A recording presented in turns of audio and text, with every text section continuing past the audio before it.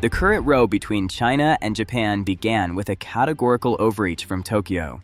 Last month, Prime Minister Sanai Takaichi suggested that Japan could respond with its self-defense forces if China attacked Taiwan, invoking the notion of a survival-threatening situation.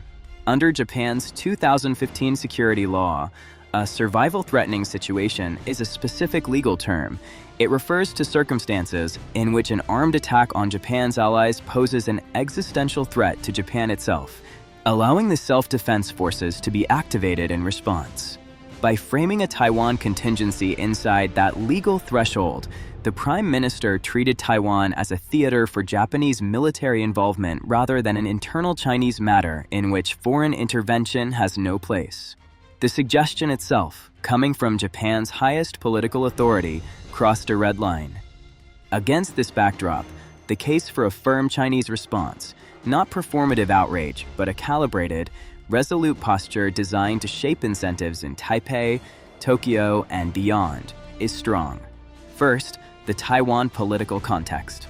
In recent months, Taiwan has seen signs of fatigue with anti-mainland rhetoric. The Democratic Progressive Party, which has built its brand on resisting the Chinese mainland and tightening ties with the United States and Japan, has struggled to convert cross-strait anxiety into broad-based electoral momentum.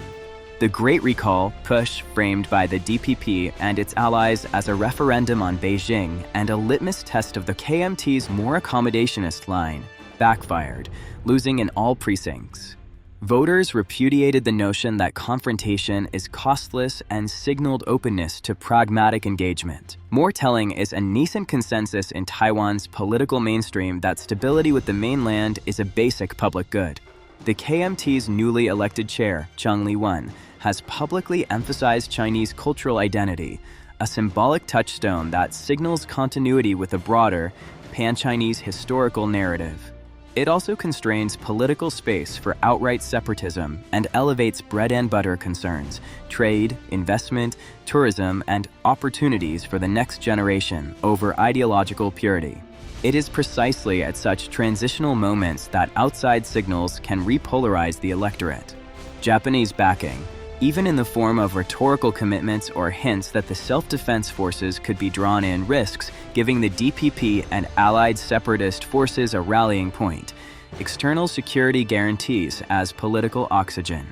The optics of a major regional military power intimating involvement in the strait could narrow the gap between deterrence and provocation in Taiwan's domestic debate, encouraging separatist positions and eroding the fragile, pragmatic consensus. A resolute response to Tokyo, therefore, is not merely performative nationalism. It is a strategy to deny separatists the narrative advantage of foreign patronage and to preserve a trajectory toward more moderate cross-strait politics. Second, deterrence directed at Japanese hawks. Japan's political spectrum has moved rightward on security over the past decade. The 2015 reinterpretation of Article 9 and subsequent security strategies have normalized discussions of counterstrike capabilities and defense spending above 2% of GDP. Layer atop this the structural pressure from the United States, which has been explicit about the need for allies to shoulder greater burdens in the Indo-Pacific. And the temptation grows for Japanese policymakers to treat Taiwan contingency planning as an opportunity. If the costs, diplomatic, economic, and reputational, of inching toward direct involvement in the Taiwan question are not made tangible, Japanese politicians inclined towards strategic activism will keep pushing the envelope. A resolute response serves to price and risk. The objective is not to trigger escalation for its own sake, but to raise the domestic political cost for Japanese hawks who present entanglement as a low-risk virtue. Third, the wider international signaling purpose. The United States has telegraphed a coalition approach over the Taiwan issue. This is not about solidarity, but about diffusion, spreading costs, complicating China's decision-making, and, in the harsh arithmetic of geopolitical competition, draining China's time, resources, and diplomatic bandwidth.